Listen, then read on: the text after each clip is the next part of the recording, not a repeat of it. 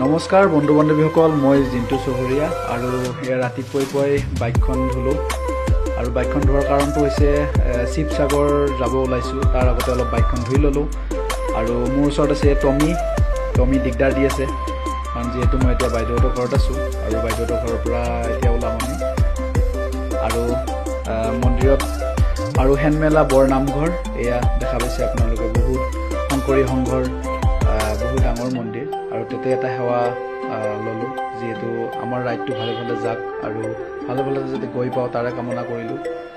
যিহেতু এইবাৰ first bike লৈ যোৱা ইমান দূৰত, আৰু বহুত দূৰো নহয় আৰু দূৰো হয় আমাৰ কাৰণে, আৰু আপোনালোকে আশীৰ্বাদ কৰক যাতে আমি ভালে ভালে গৈ পাওঁ আৰু অগ্নিনাথ বাবাই কৃপা কৰক সকলো ৰাইজকে। আৰু সেয়াই আৰু ওচৰত ভাইটি এটা আছিলে, মই ভিডিঅ' কৰি থকা দেখা পাই, যিহেতু হাঁহি আছিলে আৰু তাক দেখাই দিলে। আৰু এইটো হৈছে নামঘৰটো, জয় শিৱ শংকৰ।